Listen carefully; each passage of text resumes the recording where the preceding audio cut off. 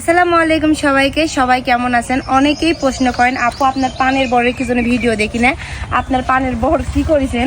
তো আরো অনেক অনেক প্রশ্ন, কারণ আমি পানের বরের ভিডিও অনেক আপনাদের সাথে শেয়ার করেছি। তো আমার শ্বশুরের কিছু ঋণ ছিল, সেই ঋণ পরিশোধ করবার লাগে আমার পানের বর বিক্রি করে দেওয়া লাগিছে। এখন আপনারা অনেকেই বলবেন আপু এই কথা কেন বলতেন, আপনার কি টাকা পয়সা নাই, পানের বর বিক্রি করে এখন পরিশোধ করা লাগবে।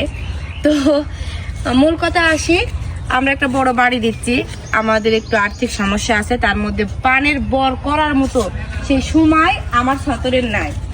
আমার সতর যে পানের বর করবে, কাজ করবে, পানি সেচবে, পানের বর থাকলেই তো হয় না, পানের বর হাজার কাজ আছে।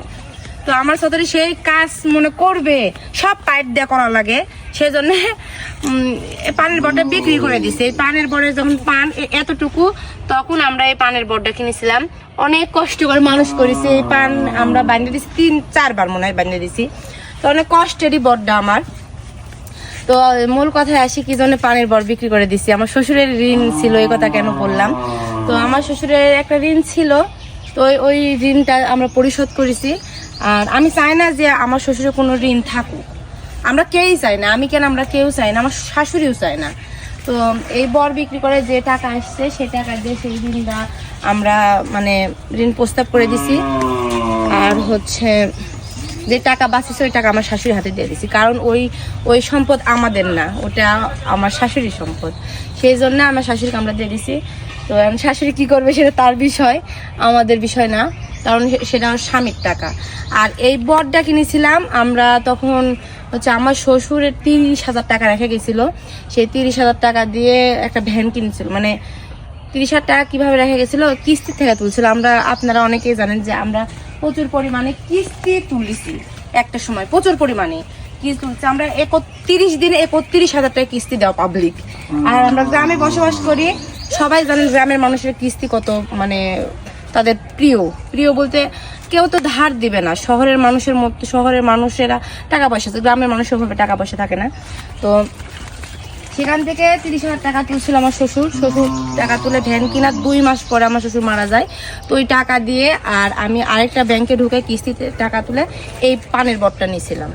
তো এই পানের বর নিয়েছিলাম, নেওয়ার পরে এই তো এই পর্যন্ত পানের বরে কাজ করছি 3 জনে, শাশুড়ি, আমি, সতর। তারপরে ভাবলাম যে পানের বর বিক্রি করে দেওয়া উচিত, কারণ আমাদের সে সময়টা নাই পানের বরে হাঁটার মতো। এই পানের বরটা কিন্তু অনেক পান ছিল একটা সময়, আমরা কিন্তু পান খুব একটা ভাঙতাম না। এখন যাদের কাছে বিক্রি করে দিচ্ছে তারা পানের বর ভেঙে ফেলেছে। তো মনে হয় চালও ঠিক করে দিছে।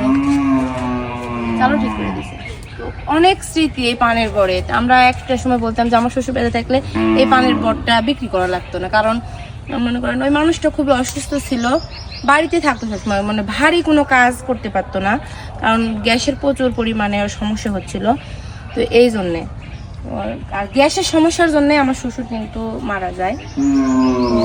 আমার অনেক কষ্টের এই পানের বাগানটা আমার বিক্রি করে দিতে হয়েছে। তো আপনারা অনেকে প্রশ্ন করছিলেন যে কেন বিক্রি করছেন, তো এইটুকু কারণে বিক্রি করে দিছি। আর বিশেষ করে বিক্রি করছি যে শ্বশুরের ঋণ শোধ করার জন্য না, মানে কাজ করতে পারে না এই পানের বরে, সব কিছু পাইট দিয়ে কাজ করতে হয়। পাইট দিয়ে কাজ করে যে লাভটা বের হয়, এই লাভটা আমাদের কিছুই হয় না, পাইটে দিয়ে দেওয়া লাগে। তো যাই হোক, আপনাদের প্রশ্ন ছিল যে পানের বর আপনার কি হয়েছে, এটারই অ্যান্সার করে দিলাম।